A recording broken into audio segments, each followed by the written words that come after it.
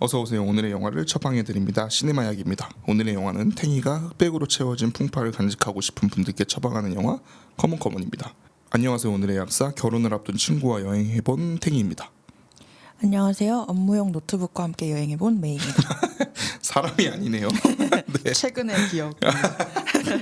좀 슬픈데요. 일을 하셨다는 거잖아요. 그렇죠. 네, 업무용 노트북과 여행해보신 메이님께서 줄거리 소개해주세요. 미국 곳곳의 아이들의 생각과 이야기를 인터뷰하는 저널리스트 조니. 그는 여동생 비브가 남편을 돕기 위해 집을 비우는 동안 9살 조카 제시를 돌봐달라는 부탁을 받고 어색하기만 한 아이와의 동행을 시작합니다. 자유롭고 엉뚱한 제시와 그런 아이를 다루는 게 어색하기만 한 조니. 조니와 제시는 함께 인터뷰 현장을 따라다니며 수많은 대화와 일상을 함께하고 둘의 길지 않은 시간은 소소한 이야기들과 소리들로 채워집니다. 아이와 어른의 일상과 대화를 통해 서로에 대한 이해와 치유, 성장에 대해 이야기하는 영화 커먼커먼입니다. 오늘의 약사는 왜 커먼커먼을 처방했을까요? 그 이유를 알아보는 진단타임입니다. 이 영화를 이제 제가 그렇죠. 골라서 얘기 말씀을 드렸고 제가 이 영화를 극장에서 봤거든요. 극장에서 개봉했을 때 보고 진짜 너무 좋았어가지고 극장에서 보면 너무 좋을 것 같아요. 그렇죠. 맞아요. 극장의 그 어떤 정치와 되게 맞는 영화여서 그쵸. 극장에서 보고 너무 좋아서 한 번 더 보려고 했는데 못 봤나 지금 그것도 기억이 안 나요. 생각보다 되게 오래전 영화거든요 이게. 21년이네요. 네네. 그래서 저도 본 지가 진짜 좀 가물가물하긴 했었고 그래서 약간 저희 할 영화로 두기도 했었고 제가 그 와차피디아에서 평가가 되게 높은 그 영화 축에도 들어가 있었어가지고 그래서 그냥 약간 항상 염두에 두고 있는 영화였어서 뭔가 여름하고 딱히 맞는 느낌은 아니지만 약간 2인 녹음하기도 나쁘지 않을 것 같고 그래서 문득 생각이 나서 이제 말씀을 드렸던 거죠. 어떠셨어요? 일단 이 영화를 보게 된 그게 네. 그거였거든요. 그 왓챠피디아에서 네. 그 배급사별로 네. 뭐 영화 몇 개 보고 뭐 그런 거 있었잖아요. 그 챌린지하는 네네. 거기서 이제 찬란할 때 봤던 영화였고요. 일단 포스터가 되게 마음에 들었어요. 그렇죠. 이쁘죠. 사실 그거 볼 때는 이제 포스터로 골랐어가지고 그렇죠. 아무래도 포스터가 마음에 들어서 보게 됐는데 생각보다 되게 잔잔하고 일상적이고 네. 딱 그 초기 A24의 감성이 그쵸. 있는 맞아요. 그런 맞아요. 그걸 딱 적합하게 취향 저격한 그런 영화였어가지고 저도 되게 좋은 기억을 가지고 있었던 영화 중에 하나였고요. 네. 사실 그거를 고르게 된 게 탱이님이 말씀하신 후인지 전인지는 잘 모르겠어요. 그쵸, 좀 헷갈리죠, 그게? 네, 그 왠지 그 겹치는 시기였을 것 같긴 한데 네. 뭔가 그 기억도 나고 그래서 이거 골랐을 때 올 게 왔다 싶었어요. 그렇죠. 네. 맞아요. 저도 항상 염두에 좀 두고 있었고 이거 약간 저희끼리 커먼 얘기가 나온 게 되게 좀 웃긴 그런 게 있었던 게 그게 아마 왓챠피디아 굿즈였죠. 그 핸드폰 케이스. 네, 핸드폰 케이스 보고 맞아요. 제가 되게 탐냈던. 근데 다들 왜 저렇게 탐내나 약간 커먼 안 보신 상태가 좀 많았어가지고. 그 되게 예뻤던 것 같은데 제 기억에. 맞아요. 그 글씨체나 이런 게 되게 예뻤던 기억이 나서 이 영화가 개봉했을 때 너무 좀 화났던 게 너무 관이 없는 거예요. 그 영화관에서 그쵸, 개봉을 본 기억이 했다는 없어. 기억 맞아요. 자체가 맞아요. 없어요. 뭐 화제가 된 것도 아니고 그래서 저도 이제 우연치 않게 뭐 이렇게 이걸 봐야겠다 해서 본 게 아니라 그냥 보게 된 거였고 보고 나서 이제 더 화가 나는 거죠. 이거를 이렇게 좋은 영화를. 그러니까 이게 너무 묻히는 느낌이어서 근데 아마 이게 그 찰란 분들이나 왓챠피디아 쪽 분들도 비슷하게 생각을 좀 하셨던 것 같아요 느낌이. 그래서 되게 좀 뜬금없긴 했어요. 커먼 굿즈가 나온다고. 그러니까 그렇게까지 화제가 막 우연과 상상이나 막 이런 작품들처럼 막 시네필드 사이에서 엄청 막 회자가 됐던 작품도 아니었는데 굿즈가 나와서 역시 뭘 좀 아는 사람들이다 라는 생각을 좀 했었고 뭐라고 해야 될까요? 이 영화가 되게 이상한 매력을 갖고 있다고 생각해요. 저는 분명 이렇게 선명하지 않은데 그쵸. 되게 흐릿한 느낌이고 맞아. 어떤 부분에서 굉장히 시적이거든요. 근데 또 어떤 부분에서 굉장히 직접적이어서 되게 이 영화를 이제 제가 보고 났을 때는 되게 여러 사람한테 추천을 하고 다니긴 했어요. 봐라. 근데 이게 또 그때 당시에 개봉하고 나서 얼마 안 돼서 애플 TV에는 나왔어요? 나왔더라고요. 그러니까 이게 뭔가 배급상에서 꼬인 건지 어떤 건지 그래서 오히려 애플 TV 하시는 분들은 그렇게 좀 보신 분들이 제 주변에 좀 있었고 그랬는데 근데 오히려 그 뒤에 이제 VOD 나오고 뭐 이런 뭐 왓챠인가 어딘가 들어왔다는 소식을 들었을 때 추천하기 또 좀 애매한 느낌이 드는 거예요. 시간이 그쵸. 지나니까 요즘 사람들이 워낙 또 이제 도파민에 절여져 있고 오락적이지는 네, 않는 오락적이지는 느낌. 않고 이게 워낙 굉장히 정석적인 구조를 따라가는 영화라서 1망에서 정확하게 다 깔고 2망에서 정확하게 갈등하고 3망에서 정확하게 풀어지는 그 선명함이 있거든요. 그러니까 그걸 아는 사람이 봤을 때는. 근데 이제 그걸 모르는 사람이 봤을 때는 너무 전형적이고 뻔하고 막 이렇게 생각하실 수도 있을 것 같아서 되게 좀 마음이 복잡한 영화였는데 최근에 이제 막 바쁜 일이 되게 많았고 여러 가지 일들이 많았어가지고 이제 영화를 만들 일이 있었는데 그걸 상태를 느끼고 보니까 이 영화 정말 잘 만든 영화라는 걸 다시 한번 느끼게 됐던 것 같아요. 이번 녹음 준비하면서 와 지금 제가 지금 편집을 하고 있는데 와 이 편집이 진짜 대단한 거구나 약간 이런 생각도 좀 들었고 제 기억에 제 첫 번째 봤을 때는 이렇게 인상 깊다고 느낀 그런 감각이 남아있진 않았단 말이죠. 네네. 근데 왓챠PD 켰는데 제가 4.5점이 나갔더라고요. 그때 당시에는 인상적이었던 거네. 그랬나 봐요. 그래서 다가오지 않는다고 생각을 했었는데 네네. 이번에 보니까 그래도 한 몇 년 지난 것 같죠? 그쵸, 꽤 지났죠. 꽤 지나서 보니까 이번에는 그래도 네. 뭔가 좀 와닿는 게 있는 거예요. 그래서 내가 나이를 먹으면서 약간 이런 생각을 하게 되고 이런 것들이 조금 많이 반영이 됐구나라는 생각도 좀 들어가지고 그런 거에 따라서 볼 부분도 꽤 있었던 맞아요, 것 같아요. 맞아요. 이 영화는 분명히 텍스트가 이게 빈 공간이 있는 텍스트들이어서 확실히 자기가 경험한 뭔가에 따라서 좀 다르게 보이는 부분이 있는 것 같거든요. 그래서 그게 장점일 수도 있지만 또 이제 분명한 영화들 좋아하시는 분들 입장에서는 약간 단점처럼 느껴질 수도 있는데 맞아요. 네, 그래서 그게 좀 양면성이 좀 있는 것 같긴 해요. 본격적으로 오늘의 영화는 대체 어떤 성분으로 이루어졌는지 알아보겠습니다. 복약 안내 시간입니다. 저희가 뽑은 키워드는 빛과 그림자 사이의 연기와 연출, 아이들의 입 앞에 마이크, 삶을 구성하는 기억나지 않는 기억입니다. 먼저 이제 빛과 그림자 사이의 연기와 연출 얘기를 좀 하려고 하는데 연기 얘기를 좀 먼저 하고 하는 게 나을 것 같아서 역시 이제 연기하면 호아킨 피닉스 아니겠습니까? 대명사가 돼버려가지고 조커 기점으로 약간 확실해진 것 같죠? 저는 개인적으로 이 영화를 제가 많이 얘기를 할 때 무슨 얘기를 많이 하냐면 확실히 호아킨 피닉스가 한 이게 나이로는 모르겠는데 한 10년 최근 한 10년 기준으로 너무 센 역할만 그쵸. 맞아. 그러니까 평범한 역할을 거의 안 맡고 맞아요. 있어가지고 그러니까 평소엔 되게 부드러운 사람이고 이 사람이 그걸로 되게 유명하죠. 사실 그 어렸을 때 좀 거친 환경이었다는 걸로 되게 유명한데 굉장히 배려 많이 하고 되게 젠틀한 걸로 유명한데 이 조커 하나 때문에 이게 그러니까요. 지금 완전히 맞아.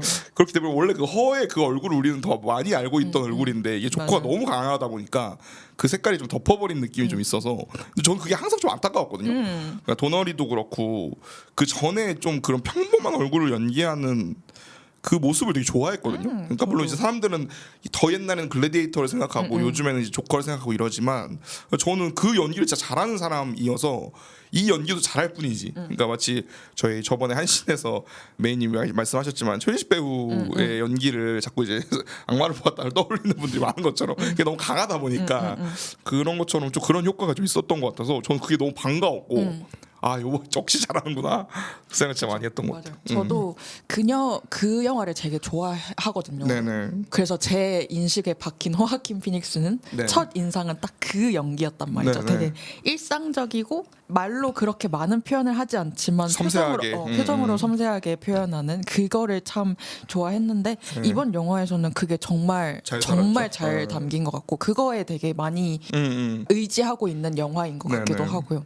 그리고 저는 이 연기나 연출 쪽에서 키워드로 잡고 있는 부분 중에 하나가 이제 현실이랑 비현실의 경계인 것 같은데요. 네. 사실 그거를 연기적으로도 되게 잘 표현했다고 생각을 했어요. 그러니까 이게 전체적으로 봤을 때 영화 속에서 인터뷰를 이렇게 넣어서 병치하는 식으로 흘러가잖아요. 네. 그런 현실과 비현실 사이에 경계를 넘나드는 그런 느낌이 되게 많았단 말이죠. 네네. 근데 연기로도 그게 충분히 표현할 수 있을 그쵸, 정도의 그쵸. 연기였던 것 같아요. 그게 과장된 영화적인 연기 뭐 이런 것도 아니고 아역이 연기한 그것도 그쵸, 그쵸. 마찬가지인 거고요. 이게 연기인지 실제인지 헷갈릴 맞아요. 정도의 진짜 그런 다큐멘터리 같죠. 진짜 다큐멘터리처럼 찍은 것 같은 맞아요. 그런 느낌이 연기로도 충분히 표현이 된 것 같아서 역시 이런 거 잘 하시는구나.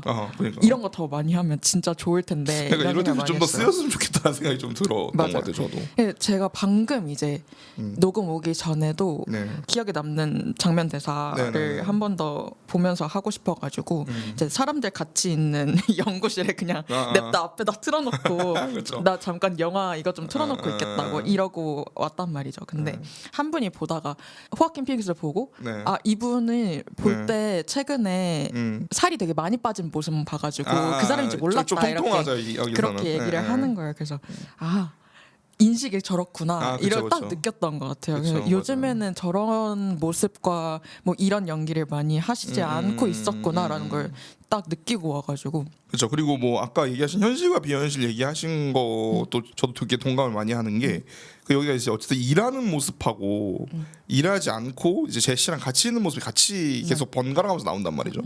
아 근데 그거를 표현한 게 진짜 대단하다고 생각했던 것 같아요. 그러니까 똑같이 웃는 거고 똑같이 말하는 거고 저 여기서도 이제 주로 제시와 대화를 많이 하니까 대화로 이루어진 영화다 보니까 똑같아 보일 수도 있는데 물론 이제 그게 상대가 배우가 아니더라고요. 그러니까 그 진짜 인터뷰. 아이들 인터뷰한 거라고 해서 그럴 수도 있지만 그 미묘한 차이를 되게 잘 살렸고 조금 더 대단하다고 생각했던 건 이건 이제 마이클 매스 감독의 이제 역량이기도 한데 이게 사실 되게 시간대를 많이 썼거든요. 중간 중간에. 그러니까 예를 들어서 초반에 이제 동생 비브와 전화를 할 때도 엄마에 대한 얘기를 할 때 엄마 인서트가 그냥 확 들어간다 버린단 말이죠. 그럼 거기서도 그 사람들이 나오고 이래서 이제 어차피 다 흑백이기 때문에 연출적으로 시간 구분을 할 수 있는 도구가 거의 없는 상태인데도 그게 과거인 게 너무 보이죠. 그쵸. 그러니까 그런 톤의 시간대, 시제를 정하는 것도 뭐 우리 워스피피 얘기하는 것처럼 약간 그렇게 정해져 있는 거예요. 약간 우리 그 이병헌 배우가 원래 점 찍는 거였는데 거기서 광해에서 점 안 찍었던 것처럼 이게 구분이 되는 거예요. 그냥 봐도 그러니까 되게 이게 생각보다 되게 어려운 연출일 수 있거든요. 제 생각에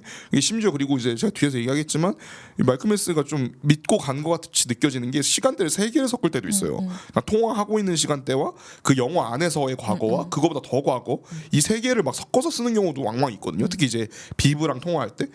근데 그런 게 진짜 사실 엄청 헷갈릴 수 있거든요. 뭐야 이거 언제 장면이야? 뭐 이렇게 생각할 수 있는. 다 흑백이잖아요. 그렇죠, 그렇죠. 뭐 심지어 뭐 옷이 다르거나 그쵸. 헤어가 다르거나 이런 것도 아닌데도 정확하게 구분이 되니까. 그렇네요. 아 그런 것도 참 감독 입장에서 너무 편했겠다.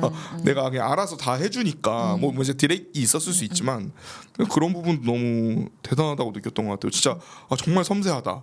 그 생각 진짜 많이 했어요. 맞아요. 이것도 굉장히 일상적인 어떤 모습들을 많이 다루고 있고 그러다 네. 보니까 깊은 감정까지는 이제 관객들이 집중하게 하기에는 그쵸, 그쵸. 이런 부분이 훨씬 더 중요하게 작용했을 것 같다고 생각을 해요. 맞아요. 작품 자체가 정말 0.1mm씩 감정이 올라가는 느낌이 그쵸, 있잖아요. 맞아요. 그리고 마지막에 그게 이제 정리가 되는 느낌이어서. 근데 그게 와 정말 진짜 신기한 것 같아요. 오늘 저는 이제 녹음 준비하러 와서 이제 구조를 좀 보고 싶어가지고 이게 툭툭 찍으면서 앞뒤로 왔다 갔다 하는데 약간 우리 왜 그 500일의 썸머에서 날짜 나오는 것처럼 네. 그냥 그 장면 봐도 구분이 되는 거예요. 아 이거 지금 둘이 싸우고 나서구나. 이게 둘이 지금 화해하고 나서구나. 이게 너무 딱딱딱 보이니까.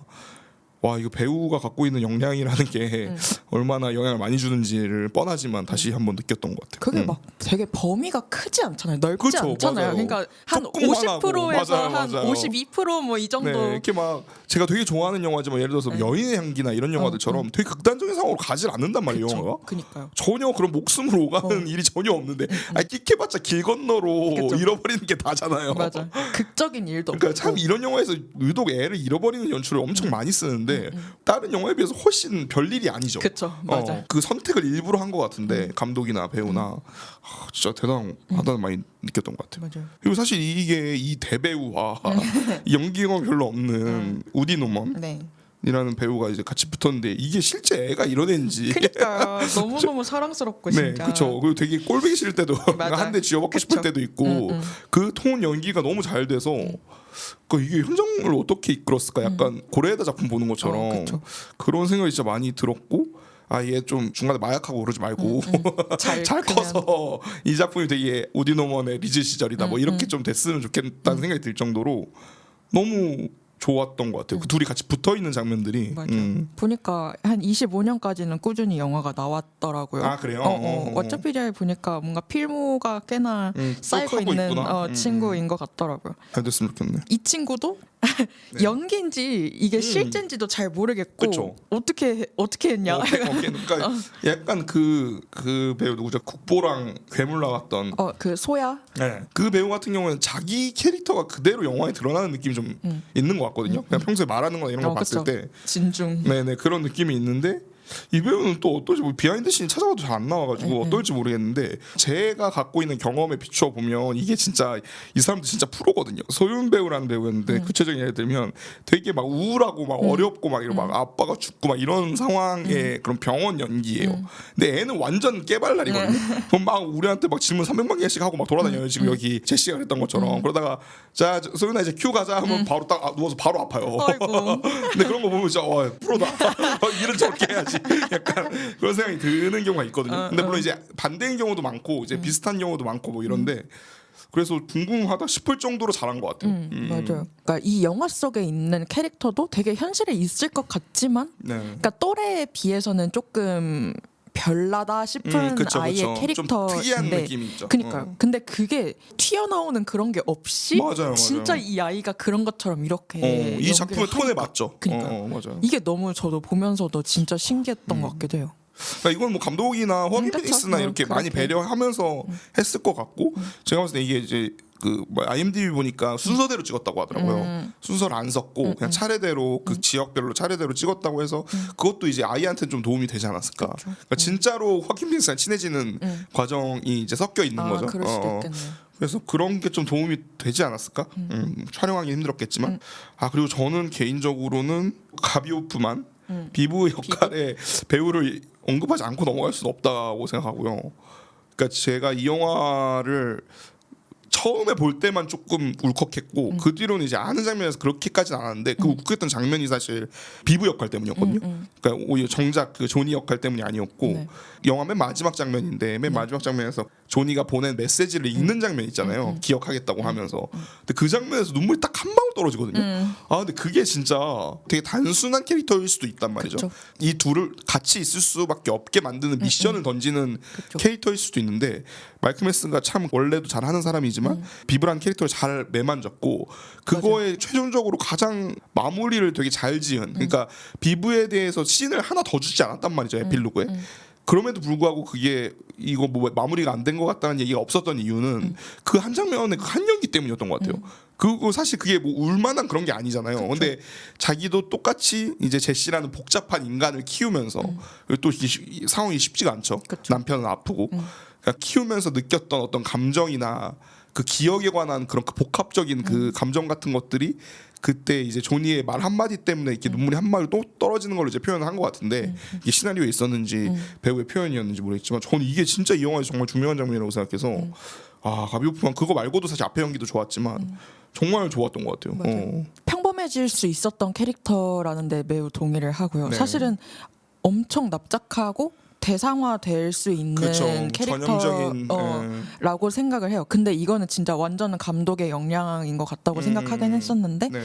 이 인물이 있어서 어떻게 보면은 존이라는 인물이 제시를 통해서 이 인물과 공유하게 되는 어떤 것도 그쵸. 생기는 거고 그러면서 이해하게 되는 거고 서로를 이렇게 이해하게 되는 것도 생기는 거고 그러니까 그런 역할을 부여한 게 되게 뻔하지 않은 선택인 맞아요, 거예요. 맞아요. 그래서 어머니라는 캐릭터도 그렇고 그렇죠, 그렇죠. 여성이라는 캐릭터일 수도 있고 맞아요. 그런 캐릭터를 다루는 데 있어서 정말 섬세하고 신중하게 그쵸. 다뤘구나 이걸 허투루 쓰지 않았구나라는 맞아요. 게 그 스테레오타입을 안 썼죠. 맞아요. 정말 좋았던 것 같아요. 그래서 이제 저희가 뭐 영화 고를 때도 얘기했지만 제가 정작 마이클 미스 감독의 다른 작품을 못 봤거든요. 네, 네. 우리의 20세기가 굉장히 유명하고 비기너스도 있고 이런데 그래서 되게 이 영화 보고 나서 이 사람 필모를 빨리 봐야겠다는 생각을 좀 많이 했던 것 같아요.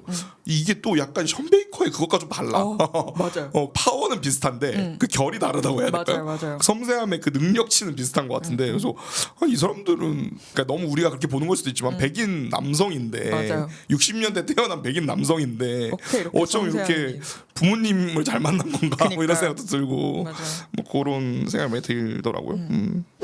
저는 이제 아까 잠깐 언급했지만 그 중간에 인서트 들어가는 연출 그러니까 이게 좀 구분을 해야 되는 게 그 인서트가 들어간 상태로 씬이 흐르지 않기 때문에 과거에서 이건 또 플래시백이 아니거든요. 그러니까 뭐 엄밀히 말하면 플래시백이라고 할 수도 있지만 우리가 흔히 그쵸. 얘기하는 플래시백은 아닌. 그러니까 그 과거로 쭉 가서 그 이야기를 풀어내고 다시 돌아오는 식이 아니라 그 의식의 흐름이죠. 그러니까 우리가 통화할 때 누군가와 어떤 상황을 떠올리는 것처럼 하는데 저는 이게 너무 좋았고요.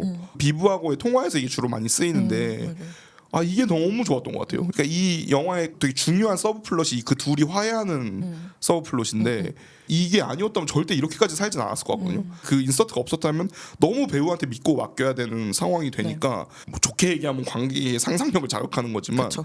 너무 정보가 시각적 정보가 없었을 것 같아서 근데 거기 심지어 그 컷들도 연출을 잘했어. 그래서 특히 이제 두 번째 통화할 때가 좀 약간 언성 높이면 싸울 때가 있잖아요. 그때 이제 그 과거의 싸움 같은 게 이제 소리가 들리는데 그쵸. 그게 이제 문이 두 개가 양쪽으로 갇혀져 있고 그러니까 세로로 좁은 공간에 존이랑 비브가 같이 대화를 하면서 왔다 갔다 하는 장면이 있는데 연출 용어로 이제 블러킹이라고 하는데 이제 앞에 맞고 안 맞고를 결정하는. 근데 그게 전 정말 좋은 샷이었다고 생각하고요. 약간 아 그래 저건 진짜 그냥 공부해야 되는 씬이다. 약간 이렇게 생각했고 그게 보통은 우리가 대화 씬을 한다라고 하면 이게 둘이 마주 보거나 어디 앉아 있거나 이런 건데 그게 아니라 이제 둘이 아예 겹쳐 있잖아요. 그래서 이제 한 명은 소파에 앉아 있고 뒤에서 왔다 갔다 하면서 아 그 엄마가 해달라는 거 그냥 해주면 되지 뭘 그렇게 하냐 뭐 근데 그런 거 해달라는 거 다 해주면 어떡하냐 하다가 이제 더 깊은 얘기까지 가버리죠. 너는 너를 아끼는 엄마를 간호하는 거지만 난 나를 평생 이해 못하는. 근데 전 그 대사 너무 좋았거든요. 그렇죠. 그럴 수 있으니까요. 나를 평생 이해 못하는 사람을 난 간호하는 거다 이런. 맞아요. 또 근데 그 뒤에 되게 이게 시적인 게 엄마의 손을 잡고 엄마를 보는 장면으로 바로 넘어가거든요. 그러니까 이런 것도 되게 맞아요. 엄청 섬세하죠. 흔히 얘기해서 비브를 나쁜 사람으로 만들기도 되게 편한데 그쵸. 그게 아니라 되게 복합적으로 이제 그 사람이 다면적이라는 거. 맞아요. 그 사람이 엄마를 사랑하기도 하지만 미워하기도 한다라는 그 감정을 그냥 그걸로 그냥 탁탁탁 보여주고 넘어가 버리니까 이 영화가 굉장히 짧은데도 불구하고 그리고 기억나시겠죠? 정작 비브랑 조니가 같이 있는 장면은 몇 장면 안 나요. 한 그쵸. 세네 씬밖에 안 되거든요. 마지막 씬까지 합쳐도. 근데 그 둘의 감정이 너무 이해되잖아요. 맞아요. 그래서 그런 부분들도 진짜 아 이거 누구를 하나 더 칭찬할 게 없다. 진짜 둘 다 너무 잘했다라는 느낌이 좀 많이 들었었어요. 그러니까 이것도 사실 메시지인 거죠. 이 영화가 그쵸. 말하고자 하는 메시지인 거고 대사로도 나오지만 뭐 우리는 서로 다른 존재이기 때문에 누구를 완전하게 이해하는 것은 불가능한 일이다. 이런 네네. 거를 계속해서 얘기를 하고 그쵸 있잖아요. 언지를 주고 있죠.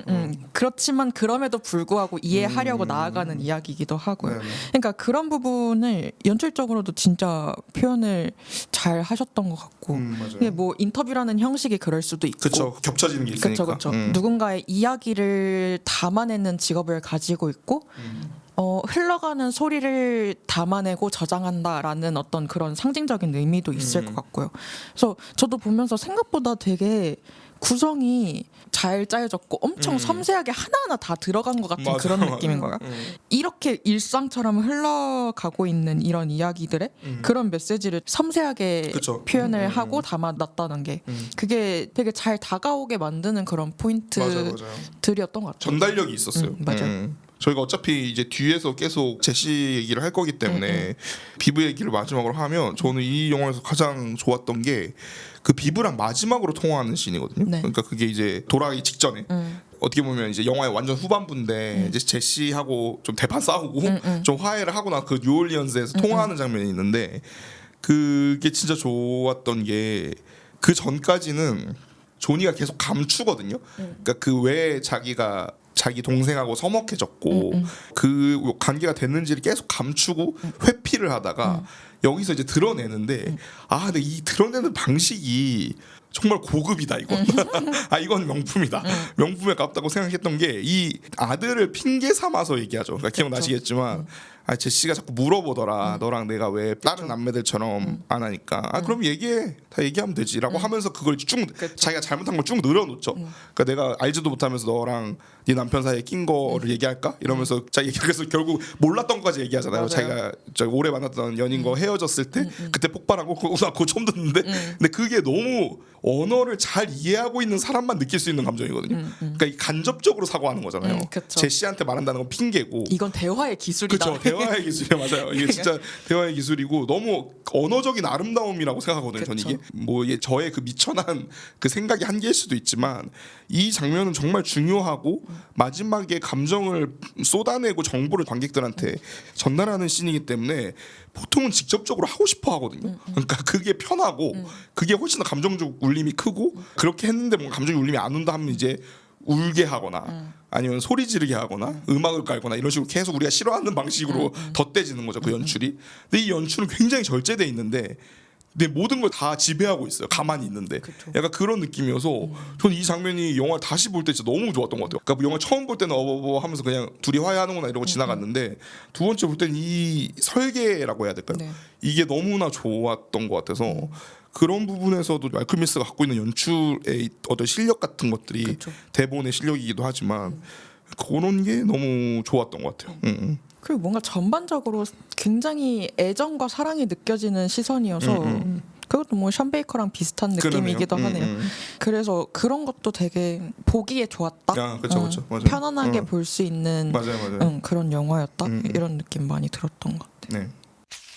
네, 다음은 이제 아이들 입 앞에 마이크. 아이들 이야기를 이제 이 영화가 제일 크게 사실 하고 있는 것 같아서 사실 마리 조니가 얘기하는 거지 사실상 아이들한테 집중하고 싶었던 게 사실 많이 느껴져가지고 그쵸. 전 그게 되게 기분이 좀 좋았거든요 개인적으로. 저도요. 좋더라고요. 그러니까 우리가 사는 세상에서 마냥 미성숙하고 보호해야만 하는 존재인 그쵸, 아이들을 그쵸. 대상으로 해서 생각보다 많은 걸 알고 있고 생각보다 많은 걸 듣고 있는 맞아요. 어떤 인격체로서의 존재일 뿐더러 그렇지만 뭐 아이다운 모습도 놓치지 않았는데 그거에 대해서 나쁜 점을 보여준다는 게 아니라 좋은 점을 많이 보여주려고 하고 있는 것 같아서 그래서 저도 보면서 그런 부분이 좀 좋았던 것 같아요. 맞아요. 그러니까 우리가 포착하지 못하고 있는 어떤 그쵸. 부분에 대한 맞아요. 저도 그게 것을 진짜 좋았던 보여주고 것 있어서 같아요. 사실 한국 독립 영화에서도 이 아이들을 다루는 경우가 굉장히 많은데 이게 왜 그런가를 생각을 해보면 인권 개념하고도 좀 비슷한 것 같거든요. 그러니까 아이들을 비추는 게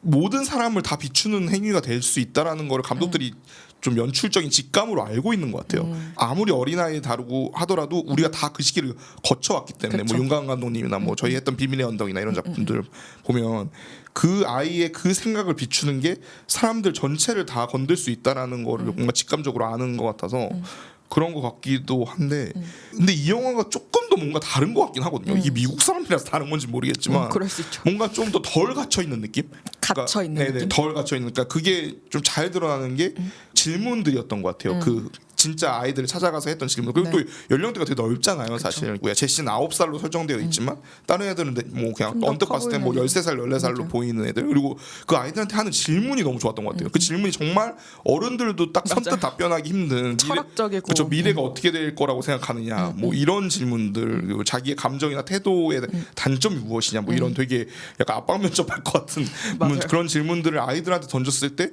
생각보다 아이들이 굉장히 자유로운 대답을 한다라는 거를 그쵸. 너무 이 영화가 잘 표현했고 그게 이 영화가 전달하고 싶었던 거기 때문에 사실 어떻게 보면 감정선이나 이런 것들이 붕 뜰 수 있는데 조니가 그 역할을 하고 일을 하고 있다라는 그 장면들을 계속 꽉꽉 채워 넣었던 게 그것 때문이었던 거거든요. 그래서 전 그게 진짜 너무 좋았던 것 같아요. 어른과 아이 이렇게 이분법적으로 그쵸. 나눴을 때 누가 일방적으로 좋은 걸 주고 부여하고 맞아요, 이런 게 맞아요. 아니라 서로 약간 보완되는 관계처럼 그쵸, 둘이 그쵸. 대등하다는 그쵸, 그쵸. 그런 가정 하에 서로 같이 좋은 영향도 주고 약간 이런 식으로 설계를 해놓은 게 되게 좋더라고요. 아이라고 해서 뭐 아이 같은 면도 있을 수도 있는데 또 이거는 또 어른보다 훨씬 더 그러니까 맞아요. 성숙하고 넓은 세계를 보고 있을 수도 있고 근데 또 어른의 입장에서 봤을 때도 아이들에게 자신의 감정을 숨기지 말고 표현하라고 가르쳐 주기도 하고 맞아요. 뭔가 그런 아이스러움 같은 것들을 받아주고 이해하려고 하고 노력하는 모습을 보이기도 하고 그다음에 보호하기 위해서 어떤 최선을 다한다는 거 이런 부분이 있지만 그렇지만 어떻게 생각해 보면은 이 사람이 자라면서 뭐 이 사람의 세상이 생기는 거고 그쵸. 시선이 좁아지는 거고 이런 것들의 장단점을 각자 가지고 있단 말이에요. 근데 이거를 정확하게 이 두 인물이 보완해주면서 맞아요. 같이 성장을 해나간다라는 것으로 이제 나아가니까 너무 좋더라고요. 그쵸. 이게 우리가 볼 때는 어른의 입장이니까요. 그러니까 아이에 대해서는 사실 그렇게 생각을 못하는 경우가 많을 것 같고 특히나 아이를 키우는 입장에서는 더 그럴 것 같고요. 맞아요. 근데 꼭 그렇지만은 않다라고 얘기를 하는 게 되게 이 영화에서 말하고 싶어하는 부분인 것 같아요. 그래서 되게 명확하죠 사실. 어떻게 보면 이 균형감이 참 좋았던 것 같아요. 그러니까 이게 자칫하면 그런 영화들도 상당히 많은 편인데 이제 아이들이 쉽게 이상화되다 보니까 너무 이상화된 상태로 쭉 가는 경우도 굉장히 많거든요. 제가 느꼈을 때는. 그러니까 그런 순수한 존재로서 감독이 원하는 걸 얘기하는 존재가 돼버려서 근데 이 영화는 그 균형감을 잘 잡았던 것 같아요. 좀 구체적으로 얘기하면 아이들이 느끼는 게 어린 게 아닌 거죠. 그걸 느꼈을 때 나오는 행동이 표현하는 게 행동이 아기처럼 행동하는 거죠. 뭐 여기서 뭐 이제 집에 돌려보내려고 했더니 뭐 이제 화장실 가고 싶다고 거짓말을 하고 거기서 안 나온다든가 이런 식으로 제가 이걸 너무 이제 좀 과대 해석으로 좋게 해석하는 걸 수도 있지만 그게 과연 어른들은 다르냐라고 질문을 하는 것 같기도 그쵸. 했어요. 사실 그럴 수 조니의 있죠. 행동들을 사실 그냥 진짜 도망치는 행동이고 그쵸. 사실 되게 실수하고 어리석은 행동인데 이것도 그냥 똑같이 제시가 하고 있는 것뿐인데 그쵸. 근데 제시는 단지 어리다는 이유로 보호를 받아야 되기 때문에 혼자 있을 수 없기 때문에 생기는 일들이고 제가 아까 얘기한 한국 독립 영화가 좀 다르다고 느꼈던 게 이런 것 때문인 것 같거든요. 그러니까 한국 독립 영화에서는 이게 애가 너무 어른스러워 보이면 안 된다라는 강박 같은 게 좀 있는 것 같아요. 그 대사들이나 이런 거에서. 수 있죠. 그래서 어른들의 대사를 어떻게든 안 주려고 하고 마지막에 한두 마디만 주거나 이런 식인데 여기서는 이제 제시한테 주어지는 대사나 상황들이 굉장히 스테레오 타입으로 어른스럽거든요. 그쵸. 그러니까 그런 걸 좀 무서워하지 않고 밀어붙였다라는 게 그 씬 안에서 균형을 맞추는 게 아니라 전체 영화에서 균형을 맞춘 거죠. 그러니까 애들이 실제로 그렇잖아요. 그러니까 어쩔 때는 되게 동등한 성인처럼 같이 얘기를 잘 하다가 어쩔 땐 때를 쓰고 막 이런 것들이 실제 아이들도 그러니까 그걸 이제 씬하고 다른 씬에서 이제 균형을 맞춰 플러스 마이너스 균형을 맞춘 느낌이어서 그런 것도 진짜 좀 똑똑했다고 생각이 많이 들었던 것 같아요. 저도. 제가 뭐 최근에 한 생각 중에서는 네. 그런 것도 있었거든요. 뭐 요즘 사람들을 보고 깊이 생각하지 않는다라고 뭐라 하는 사람들이 되게 많고 그렇게 네네. 바라보고 있는 사람들이 되게 굉장히 많죠. 많은데 맞아요. 근데 모두가 자기의 세상 속에서 깊은 생각을 하고 있는데 우리가 그냥 그걸 바라보려고 하고 있지 않은 게 아닌가? 맞아요. 이런 생각도 많이 맞아요. 들었단 말이에요. 이런 영화에서도 마찬가지로 그러니까 아이들은 이런 생각을 하지 않을 것이다라고 그쵸, 그냥 그쵸. 치부해버리는 그쵸. 경향이 있는데 이제 이 영화에선 그걸 뒤집어버리는 맞아요. 거죠. 그거 되게 많이 뒤집었죠. 얘네도 얘네 세상이 있고 얘네도 생각하는 게 있고 그게 쓸데없는 게 아니다라고 얘기를 하고 있는 게 되게 좋았던 것 같아요. 그렇죠, 맞아요. 전 이 부분은 사실 그렇게 하워즈가 된다고 생각을 많이 났었는데. 그러니까 대표적으로 이제 그 뭐죠 수습하기 대화법 맞아요. 그 인터넷에 나와 있는 거 하라고 하잖아요. 맞아요. 근데 그 장면도 진짜 연출이 진짜 미쳤거든요. 너무 좋았어요. 그러니까 그 구도가 아까 제가 블로킹이 진짜 대단한 게 둘이 같은 방향을 보고 있어요. 이제 화면으로 보면 오른쪽에 조니가 앉아서 왼쪽을 보고 있고 이제 제시는 이제 카메라 쪽으로 누워 있죠. 네. 카메라 쪽에 정수리가 보이게. 근데 그 상태로 이제 조니가 그 핸드폰을 보고 이제 그 멍청이 같은 핸드폰을 보고 그대로 하잖아요. 그래서 자기가 뭘 잘못했고 어떻게 얘기해야 되고 이제 그 가이드를 그대로 얘기하는데 그 구도가 일단 너무 좋았고 그 구도가 진짜 평범하지 않잖아요. 서로 바라보는 구도가 아니니까 이게 대화씬에서는 되게 이상한 구도거든요. 사실 그 뒤에 이제 원샷 잡다가 조니가 사과할 때만 뒤를 돌아본단 말이죠. 애는 계속 누워 있는 상태로 그걸 듣고 그런 부분도 좋았고 그 뒤에 씬이 더 좋았던 게 그 뒤에 씬이 이제 그 둘이 성장을 되게 함축적으로 잘 보여주는 게 이제 조니가 먼저 자려고 이제 잠자리 하려고 이제 침대 정리를 하니까 이제 제시가 오죠. 그래서 제시가 고아놀이를 할 때 한 번도 허락을 받지 않아요. 그 전에 그냥 하거든요. 그냥 이제 들이밀고 네가 알아서 대응해라 약간 이런 식으로 이제 막무가내식으로 하는데 그때는 물어보거든요. 고아놀이 하고 싶은데 해도 되냐. 그러니까 왜 하고 싶냐고 이제 물어보고 같이 누워서 대화를 하는데 그 대화에서 엄마는 어떤 사람이었냐가 이것도 진짜 저희 약간 그 대화의 기술이에요. 그러니까 이게 그러니까요. 굉장히 영화적이죠. 그러니까 엄마가 자기의 동생인데 엄마가 모르는 사람인 것처럼 얘기를 하고 그러니까 저는 처음에 그 고아놀이라는 설정이 처음에 들어갔을 때 이거 분명히 뒤에서 한번 쓰려고 이러는 것 같은데 뭐 언제 쓰려고 이러나 생각했는데 정말 제가 예상했던 모든 방식을 벗어나서 썼거든요. 그래서 자기 엄마에 대해서 자기 고아인 척하면서 자기의 과거의 엄마 나를 버리지 않았던 엄마에 대해서 얘기를 하죠. 근데 저는 이 장면이 솔직히 저는 이게 그렇게 아버지가 된다보다 좋았다고 생각하거든요. 거의 훨씬 단순하죠. 그 애가 사실 사진으로 그쵸. 아버지를 찍었다는 그 방식보다 훨씬 더 복잡한 방식 식으로 그 어머니가 해줬던 말과 그 행동들이 이제 다시 또 플래시백으로 인서트로 나오죠. 아 근데 저 이 장면이 진짜 와 저 정말 미쳤다고 생각해서 보면서 아 이거는 말도 안 된다.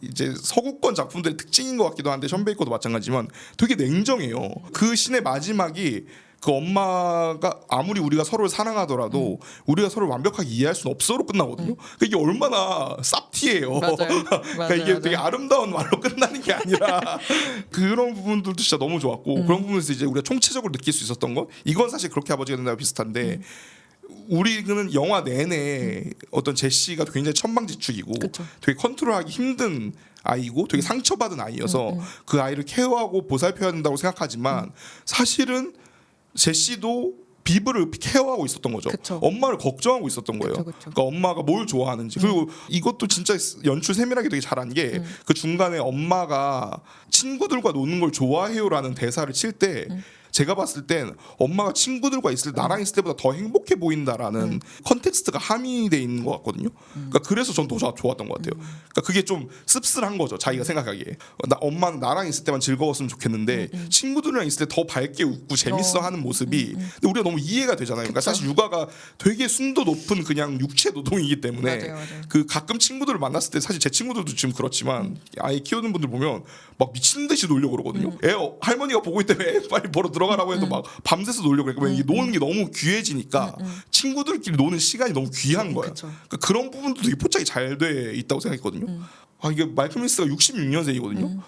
그러니까 올해 59세죠. 한국 나이는. 그러니까 내가 59세가 된다고 했을 때 저런 생각을 할 수 있을까라는 약간 존경심이 들 정도로 이 표현하는 방식이 너무 좋았던 것 같아요. 너무 깊이 있어서 아이들을 바라보는 시선이나 이런 게 저는 그런 것들을 드러내는데 이 삼촌과 조카라는 관계가 너무너무 좋았다고 생각해요. 그쵸, 이게 맞아요. 아버지와 아들의 그렇게 안 관계라는 됐을 그러니까 거야. 그런 것과는 사뭇 다르게 어느 정도 거리감이 있는 존재이면서 그렇잖아요. 막 SNS에도 보면은 자기 조카는 내 자식 아니니까 막 이모들이 막 단거 막 먹이고 막 이런 것처럼 삼촌이랑 조카의 관계는 그 어딘가에 있는 것 같아요. 완전하게 얘를 철저하게 보호해야 된다라는 그 의무에도 있으면서 어떤 한 사람으로도 볼 수 있는 거죠. 그렇죠.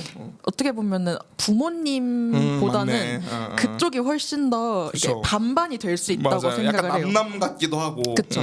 그런 게 이 영화 통틀어서도 그렇지만 기억이라고 할 수 있죠. 이 삼촌과 있었던 기억을 그냥 객관적으로 생각을 해보면 이 조니는 기억을 할 가능성이 굉장히 크고 아이는 잊어버릴 가능성이 되게 크잖아요. 그쵸, 9살밖에 안 되니까. 계속 뒤에서 얘기하죠. 그쵸.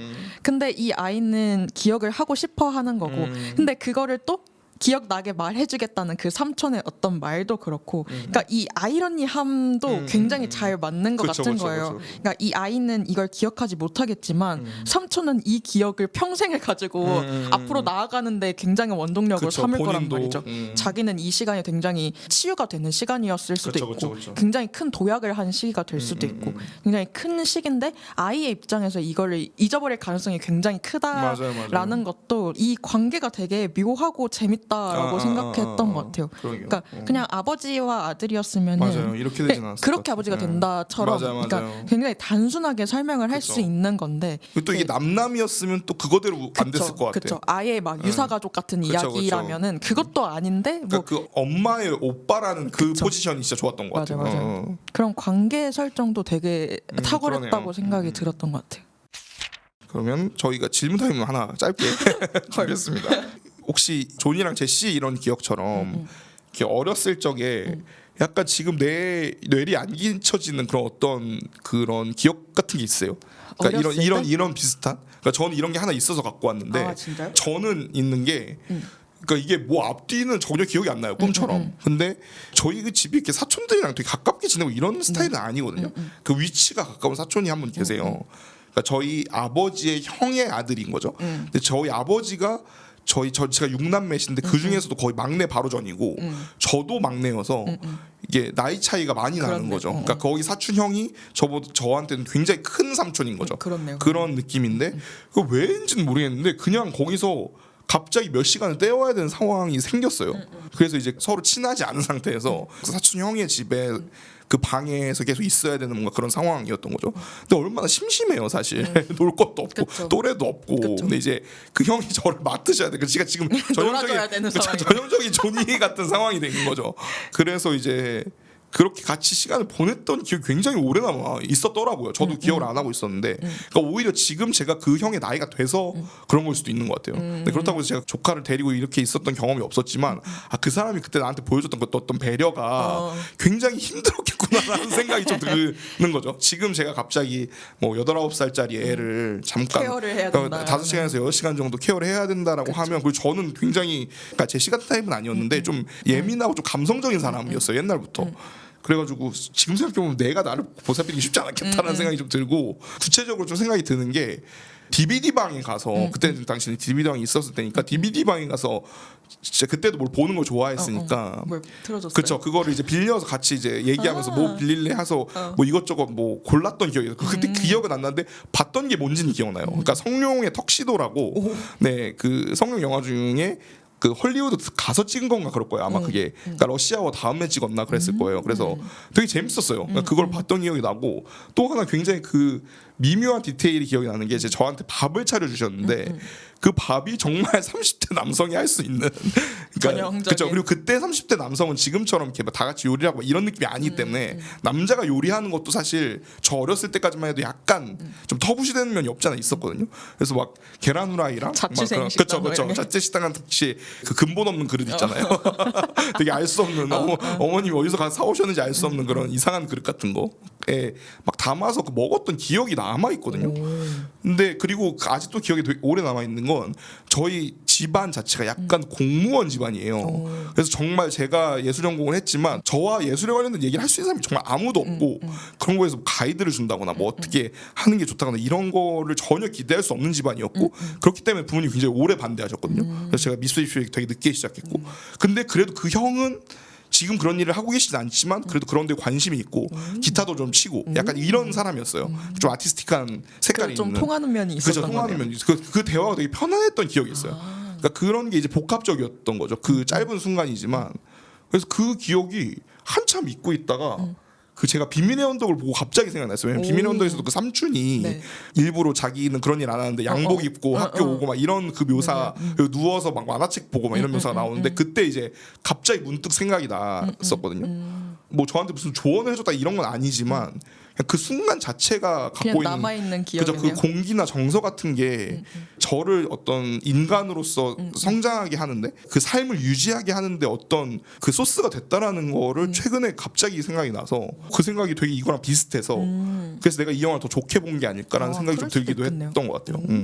저는 네. 제가 이모가 둘이 있는데요. 네네. 이모들이랑 되게 어릴 때부터 친하게 지냈었어요. 가깝게 지내셨구나. 그리고 예뻐했어요. 저희 엄마가 첫째고 이제 큰 이모 작은 이모 이렇게 두 분이 계신데, 이제 엄마가 첫째인데 내가 첫째니까 이제 그 집안의 첫 조카였던 그쵸, 거예요. 그쵸, 제가. 그쵸. 그래서 어릴 때부터도 되게 친하게 많이 지냈고, 심지어는 약간 거리가 지방이어가지고 멋있구나. 멀었는데, 그때는 막 제가 기억이 나는 게 무궁화 새마을 이런 그쵸, 거 타고 그쵸. 막 한참 4-5시간 한참 걸려서 걸리는, 갔던 것 같아요. 예, 그랬는데도 엄마도 많이 갔었고 네네. 이모들도 많이 올라왔었고 이래가지고 저는 이모들이랑 있었던 기억이 되게 많이 있어요. 큰 이모 같은 경우는 이제 지금 이모부인 사람이랑 연애를 되게 길게 했는데, 그 사람이랑 사귈 때 뭐 나를 데리고 갔던 이런 기억도 되게 그런 거 많고. 특별하다. 그러니까 자기들 이제 만나러 가는데 네, 어차피 케어를 해야 되니까. 나 혼자 그냥 떨렁 데려가는 거예요. 그런 것도 되게 되게 많은 것 주변에서 같고, 자신인 줄 알았겠네요. 거의 그런 느낌이었던 거죠. 그리고 지금 하나 그 딱 처음 기억이 난 거는 네. 동생 태어났을 때인 것 같아요. 그때 제가 4살 터울이니까 한 5살 정도였을 텐데, 이제 그 엄마 아빠는 다 병원에 가 있었고, 네. 저는 그때 그 할머니 집, 그러니까 이모들 다 같이 살았던 그 할머니 집이 지금은 아파트인데 그때는 단독 주택이었단 말이에요.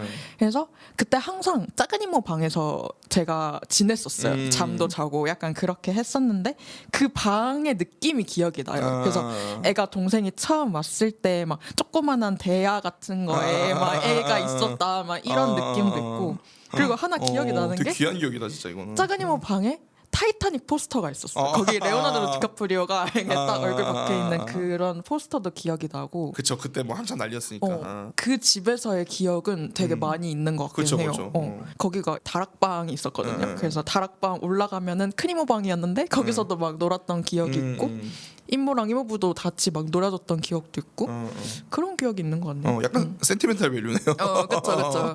네, 지금은 아마 뿌신 걸로 알고 있습니다. 그쵸. 네. 맞아. 저도 이런 것 때문에 질문 드렸던 거고. 네, 좋습니다. 그럼 다음 키워드 넘어갈게요. 저희 지금 삶을 구성하는 기억나지 않는 기억. 저희 잠깐 앞에서 언급했지만 정리하면서 마무리하면 될 것 같은데. 네.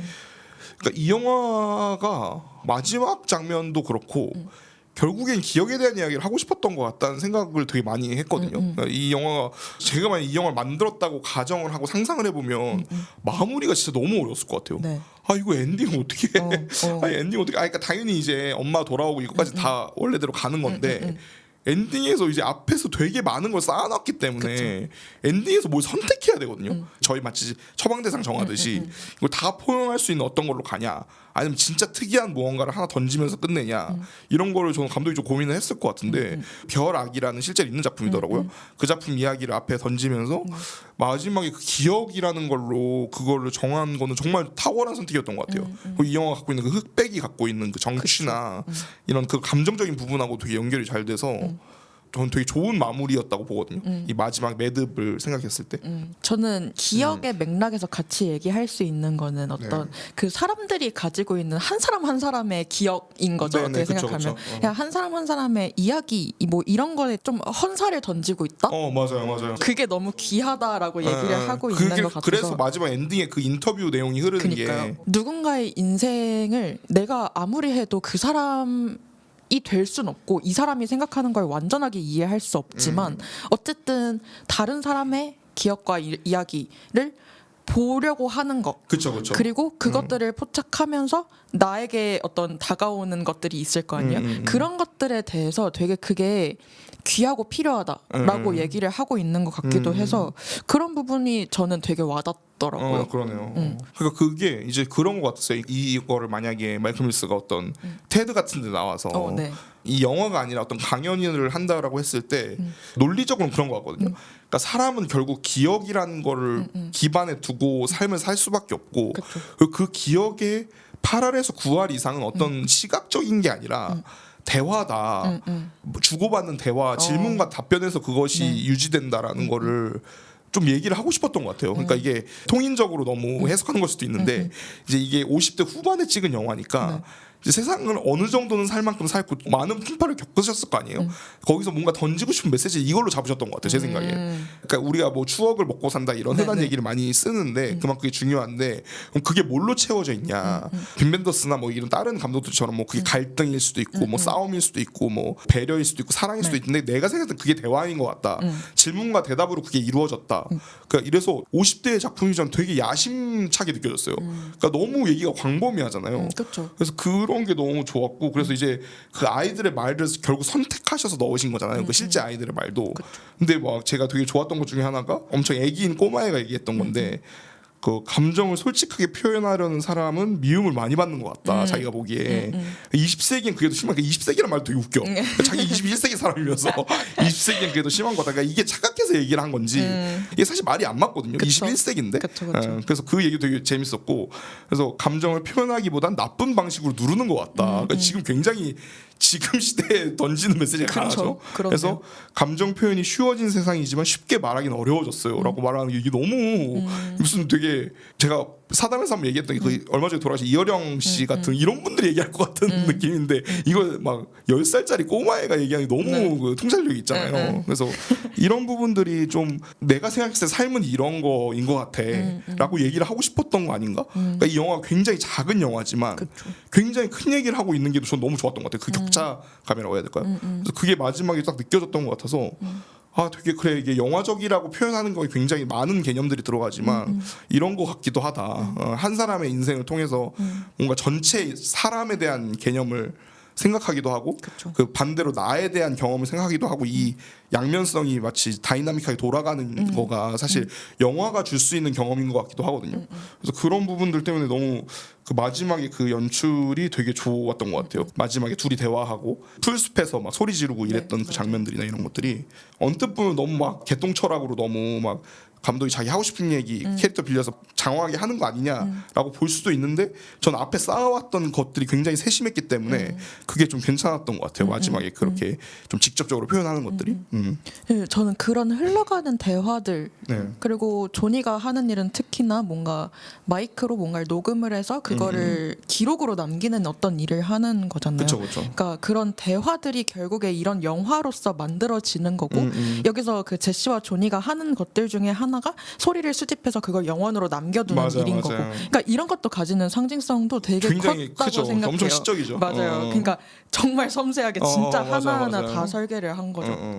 그 스코트 맥네어리가 연기한 폴, 네. 그 아픈 아파 역할, 그분 연기도 진짜 너무 좋았던 것 같아요. 맞아요. 저 그거 볼 때 약간 눈물이 좀 그 날 것 같은. 역할도 진짜 너무 좋았었던 그렇죠, 것 그렇죠. 같아요. 그러니까 그 흔들리는, 그러니까 맞아요. 아마도 조현병이나 조울증인 것 같죠. 그러니까 감정 조절이 안 되는 병인 것 같은데 그 제일 크게 싸우나 그 놀래키고 나서 왜 아빠가 병원에 있어야 되냐 그걸 이제 맞아요. 알게 되는 장면이죠. 그 영화의 딱 한가운데인데 그때 이제 또 플래시백이 진짜 플래시백이 아니라고 제가 얘기했죠. 그 인서트가 진짜 신의 한 수인 게 거기서 이제 아빠랑 노는 장면이 맞아요. 나오죠. 근데 그게 진짜 영화적으로 되게 좋은 선택이었던 게 이건 이제 아빠가 굉장히 그 둘한테 위험한 존재였다는 걸 이제 넌지시 얘기해 주는 게 그 앞에 아빠고 엄마고 얘기하는 그 동화를 통해서 간접적으로 그 보이스오버로 근데 그때 구도랑 똑같은 구도거든요, 카메라가. 맞아요. 근데 그러니까 그런 아빠기도 했지만 제시한테는 그런 아빠기도 그러니까요. 했던 거죠. 아 근데 이게 진짜 너무 그러니까요. 품격 있는 거야. 그러니까 맞아요. 이게 참 나이가 든다고 이런 품격이 생기는 건 아니겠지만 이게 과연 20대가 이걸 표현했다면 이 정도의 어떤 배려 깊음이 있었을까라고 생각하면 솔직히 아닐 수도 있을 것 같고 진짜 냉정하게 얘기하면 그러니까 이거는 자기가 겪은 일이든 감독이 자기 주변 사람들이 겪은 일이든 그것들이 어떤 쌓여와서 나오는 어떤 짬바라고 생각해서 그쵸. 그래서 그것도 너무 좋았던 것 같아요. 그 똑같은 각도로 카펫을 깔아놓은 거기서 이제 놀고 있는 그 장면이 이 제시한테 너무 중요한 순간이기 때문에 그 아빠가 아프다는 거를 받아들이기가 힘든 거죠. 그러니까 그렇게 생각하면 너무 슬픈 거고 그런 것도 진짜 좋았던 것 같아요. 그 기억을 이제 관객한테 더 전달하는 방식 자체가 굉장히 세련되죠. 그래서 그게 되게 인상적이었어요. 아이가 생각보다 그런 것들을 기억을 잘 하고 그러니까 맞아요. 아이를 보면은 그를 키운 어떤 부모의 모습이 보이는 것도 그렇고 많은 거를 되게 단순하게 표현을 했달까요? 단순한 어떤 수단을 가지고 표현을 맞아요. 했달까요? 되게 쉽게. 네, 그런 것들이 다 이렇게 담겨 있는 게 되게 신기했던 것 같아요. 맞아요, 맞아요. 그러니까 영화 자체는 되게 단순하고 맞아요, 헐마게 맞아요. 보이는데 사실은 그런 걸 하나하나 선택했다는 것도 너무 그쵸. 대단한 것 같고. 지금 우연찮게 남유키 보고 있는데 요아킴 트리에가 좋아하는 작품이래요. 아 진짜요? 좋아할만 약간 그러니까 약간 비슷해. 그런 결인 것 같기도 하고. 그런 까라야. 비슷한 까라야. 맞아요. 그리고 한 가지는 이제 잠깐 앞에서 언급하긴 했지만 네. 존이랑 비브의 관계. 에서 이 아이와 했었던 경험을 통해서 이 두 사람의 어떤 화해가 이루어지고 소통이 이루어진다는 거 그것도 되게 맞아요. 너무 좋았던 게 어떻게 보면 둘이 갈등 관계를 가지고 있는 이 그쵸, 두 그쵸. 어른들의 갈등이 복잡하죠. 있는데 그게 정말 복잡한 건데 어떻게 생각하면 이제 자신의 아이를 갖게 돼도 사실은 아빠 입장에서 경험할 수 없는 어떤 부분일 그쵸. 수도 있다고 생각을 해요. 이 사람이 되어보기 전에는 전혀 알 수 없는 어떤 것을 제시를 통해서 조니가 경험을 하게 되고 너가 어려운 점이 이런 게 있었구나라는 걸 어떻게 간접적으로라도 맞아요, 경험을 맞아요. 하게 된 거잖아요. 그래서 제시와의 관계 그리고 이 시간을 통해서 두 사람이 어떤 발전된 관계로 나아갔다는 것도 그것도 너무 좋더라고요. 맞아요. 그러니까 누구 하나 허투루 있는 사람도 그쵸, 없고 그쵸. 결국에는 한 1년 동안의 공백이 있었다라고 이제 암시를 하는데 네. 공백에 대한 갈등을 들춰내기도 하지만 그 들춰냄으로써 그걸 치유할 수 있는 맞아요, 방향으로 맞아요. 나아간다는 것도 그것도 정말 좋았던 것 같고 그쵸. 똑똑하게 정말 그걸 해결을 잘 했다라고 생각이 들었어요.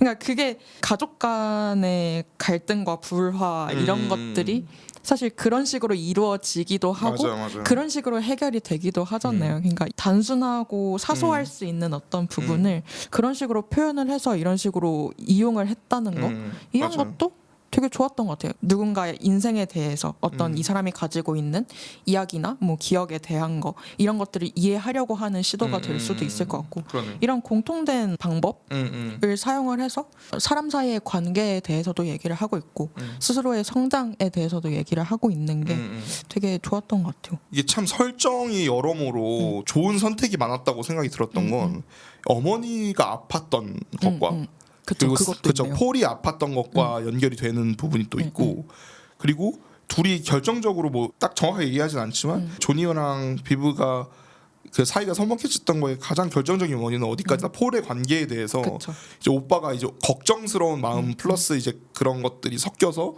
백스토리를 전사를 예상해 보면 아이를 낳는 것에 대한 것도 그렇고 여러 가지로 뭔가 이제 안 좋은 얘기를 했겠죠. 그쵸. 이게 걱정스러운 마음으로. 그쵸. 그리고 그런 것들 때문에 둘의 사이가 서먹해졌는데 그 둘의 관계에서 태어난 아이와 대화를 그쵸. 하면서 그것이 해결된다라는 것도 좀 생각할 거리가 많죠. 이거 되게 사회적으로 좀 생각할 거리가 많은 것 같아요. 그러니까 그 정신건강 관련된 질환을 갖고 있는 사람이 결혼을 하고 아이를 낳는 것에 대해서 생각할 거리도 주고 있고 분명히 되게 간접적이지만 그런 부분도 좀 생각이 많이 들긴 했던 것 같아요. 모든 게 완벽하지 않은 인물들이 맞아요. 그냥 그걸 가지고 앞으로 나아간다는 게 네, 그런 이게 것도 전달하고자 하는 게 있죠. 그쵸. 그게 오제마법사 얘기랑도 연결이 그렇죠. 되는 책을 것 계속 같고요. 읽어주는. 네. 맞아. 여기 들어간 그 텍스트도 맞아요. 그러니까 이것도 그것도 진짜 진짜 좋았죠. 맞아요. 맞아요. 다 읽을 수는 없지만 그 제가 되게 좋았던 건 그 어머니에 대해서 저도. 얘기하는 거예요. 아그 부분도 진짜 되게 영어 구문이긴 한데 맞아요. 뭐 우리 문화에서 모성은 온전한 인간의 의미를 둘러싼 갈등의 현실을 감추거나 묻어두는 곳이며 우리의 개인적 정치적 경험과 모든 잘못을 떠안는 구국적인 희생양이다. 이게 굉장히 영어식의 문장이긴 한데 그 텍스트들이 되게 좋았죠. 별아이 텍스트도 되게 좋았고 그래서 야 우냐 시전하잖아요. 맞아요. 너 울어? 그것도 있었고 저는 이제 최근 들어서 이제 국내에서도 이제 배제구 관련된 이슈도 있었지만 뭐 이제 10대가 극우화 된다 뭐 이런 이슈도 있고 근데 이거를 그냥 우리가 그 참교육 같은 작품들에서 나오는 것처럼 그런 사이다로 이 문제들을 해결할 수 있느냐라고 생각을 했을 때 전 이 영화가 주는 메시지가 분명히 있다고 그쵸, 생각해요. 그쵸. 그러니까 애들이 생각이 있는지 없는지를 물어본 적이 없잖아요. 그러니까 그래놓고 나오는 몇 번의 그 바늘들을 가지고 판단을 한다는 게 그쵸. 물론 이제 진짜 실제로 그럴 수도 있고 그쵸. 그래 보이긴 하지만 그거하고 또 별개의 문제거든요. 청취자분도 아시는 분 아시겠지만 토끼풀이라고 최근에 되게 화제가 됐던 게 그 10대 중학생 애들이 만든 신문이 있어요. 근데 그게 굉장히 화제가 많이 됐거든요. 그 신문이 굉장히 앵간한 신문보다 좋다는 얘기가 나올 정도로 그런 얘기가 나왔던 것처럼 이제 그들도 되게 복합적인 세계에 살고 있단 말이죠. 어른들이 그렇듯이. 근데 그러면은 그 아이들의 말을 듣는 행위를 완전히 끊어내 놓고 사회가 그러니까 그거 사실 그걸 EBS나 KBS 같은 공영방송사들이 했는데 이제 그들이 힘이 약해지면서 이제 자연스럽게 그렇게 된 측면도 있고 그래서 이 아이들한테 마이크를 준다라는 거 아이들의 말을 귀 기울여 듣는다라는 이 영화의 전체적인 흐름이 굉장히 지금 한국 사회에서도 전달하는 바가 있지 않나라는 생각을 좀 했던 것 같아요. 저는.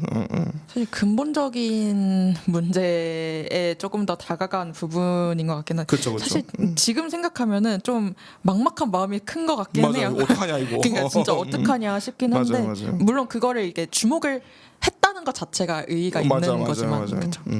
참 이 영화가 단순한 영화지만 워낙 감독이 자기의 어떤 자기가 살면서 겪어왔던 부분을 굉장히 잘 압축시켜 놔서 되게 그걸 풀어낼 수 있는 방식들이 많아서 되게 그런 부분에서 되게 좋은 영화라고 생각이 많이 들었던 것 같습니다. 자 인상적인 장면 대사 한번 정해볼까요? 저는 대사인데요. 뉴욕에 처음 가서 네. 이제 둘이 지하철 지나가는 데서 이게 소리 이렇게 담으면서 맞아요. 하는 얘긴데 그 중에 이제 조니가 하는 대사가 평범한 것들을 영원하게 만드는 일은 근사하고 재밌거든. 약간 이렇게 말하는 대사가 있는데 네. 이게 영화 속에서 이제 조니가 하는 역할이나 어떤 직업적인 것도 그렇고 그런 것들에도 이야기가 되지만 어떤 영화라는 매체에도 적용할 수 있는 말이라고 생각해요. 어떻게 생각하면 이것도 영화라는 매체로 표현한 이제 거니까. 그쵸, 담긴 것들이고 그냥 지나가고 흘러가고 있는 것들 지극히 평범한 것들을 이렇게 뭔가 하나로 박제를 해놨다고 할까요? 계속 볼 수 있게 누군가에게 네네네네. 그렇게 생각이 들 수 있게 만들어낸다는 것 자체가 이 사람이 가지고 있는 이 감독이 가지고 있는 어떤 생각인 것 같기도 하고 저한테도 되게 와닿는 생각이었던 것 같기도 하고요. 그래서 인상 깊었고 기억에 많이 남았던 것 같아요. 맞아요. 저도 그 장면 진짜 뭔가 그냥 슥 지나가는 장면인데 맞아. 굉장히 함축적이죠. 그리고 그것도 되게 어떤 균열감이라고 해야 될까요? 어떤 위트를 줬던 게 그 약간 삐져서 얘기하잖아요. 맞아요. 그러니까 맞아. 자기한테 마이크 안 대주니까 막 이렇게 쏟아내듯이 얘기하는 그 부분도 둘 연기도 너무 좋았고 저 같은 경우는 고민을 좀 많이 했는데 사실 좀 평가가 달라졌던 장면을 뽑으려고 했었는데 그 마지막에 그 풀숲에서 둘이 대화하는 장면이 네. 사실 처음에 극장에서 볼 때는 그 뒤에 이제 마지막에 조니가 준 그 음성 메시지가 좋아서 그렇지 그 앞에 장면 솔직히 좀 굳이 있어야 됐나라는 생각이 들었거든요. 그러니까 너무 갑자기 약간 구디런팅 같잖아요. 그래서 그런 생각이 들었었는데 오히려 영화를 요번 녹음을 준비하면서 볼 때는 아까 말한 대로 좀 이해가 됐던 것 같아요. 그러니까 그렇게 한번 소리칠 기회를 주는 게 정돈된 느낌을 줬던 것 같아요. 오히려 솔직히 앞에 대해서는 조금 뻔한 느낌이 있었지만 네, 괜찮다고 얘기해도 된다라는 그런 건 뻔한 점도 있었지만 그 마지막에 소리를 막 꽥꽥 지르고 장난치고 나서 조니 대사 중에 그 대사가 나오거든요. 야, 웃는 거야 우는 거야 알아야 반응을 하지. 저는 이 대사도 너무 좋았던 것 같아요. 그러니까 이 삶이 갖고 있는 그 이중성 같은 거를 이 대사가 좀 함축적으로 그쵸. 좀 담고 있는 것 같아서 그 뒤에 이제 엎이죠. 이제 엎혀서 가는데 이제 그 아빠가 해줬다는 얘기를 하면서 이제 할 수 있을 때 쉼표, 재밌게 마침표. 뭐 이 대사 치는데 이게 대사도 정말 여러 가지로 해석될 수 있는 대사지만 그런 것도 아빠의 대사를 넣었다는 것도 너무 좋았고 그게 그냥 평범하거나 좀 고민이 덜한 작품이었다면 거기서 엄마의 대사가 나왔을 거야. 아마 엄마가 이제 제시한테 해줬던 말. 근데 그게 아니라 그 이 영화에서 계속 어떤 문제를 발생시켰던 아빠의 대사를 넣은 것도 전 되게 좋은 포인트였다고 생각을 했고요. 그래서 그 장면이 시간이 지나고 나니까 좀 멋있게 느껴졌던 게 감래하고 간 것 같아요. 그러니까 이 장면이 굉장히 유치하고 그리고 어쩔 수 없이 영화 팬들은 네 잘못이 아니야라는 대사를 듣는 순간 구디런팅을 떠올릴 수밖에 없기 때문에 그쵸. 저 윌리엄스의 얼굴을 떠올릴 수밖에 없기 때문에 그걸 감안하고 간 것 같아요. 그럼에도 불구하고 가야 되는 장면이었기 때문에 갔고 그렇기 때문에 이 영화의 제목인 그 어차피 인생이 알 수 없다. 그러니까 참 이것도 되게 무슨 법륜스님이 할 것 같은 맞아. 얘기를 네. 이제 제시가 하는데 어차피 뜻대로 되지 않는다. 그쵸.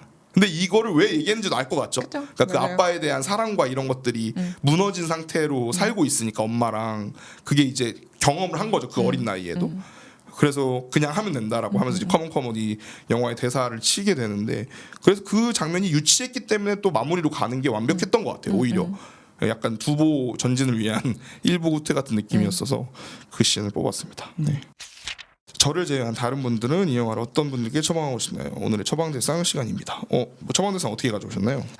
너무 고민을 어렵죠. 많이 하다가 맞아요. 그냥 단순하게 네. 따뜻한 마음을 잊어버린 분들께로 정했는데요. 네. 저는 그런 게 좋은 것 같아요. 이제 타인에 대한 관심과 그런 것들을 뭔가 네. 끊어내려고 하는 이런 세상에 누군가의 이야기를 들어야 되고 우리는 사람들과 소통하며 살아야 되고 그러니까 그게 소통하지 않더라도 누군가를 이해하려고 존중하려는 노력조차는 해야 된다라는 그런 이야기를 하고 있는 게 좋은 것 같아요. 맞아요, 그러니까 맞아요. 요즘 세상을 살아가는 20대로서 되게 크게 느끼고 있는 부분인 것 같기도 하고요. 그리고 누구를 마음대로 판단하지 말아야겠다는 어떤 제 개인적인 다짐이 담겨 있는 그런 거기도 하고요. 그래서 이런 것들은 세상을 조금 더 다정하게 바라보는 태도를 가져야 된다고 생각하기도 하고 맞아요. 그런 마음을 줄 수 있는 영화라고 생각을 해요.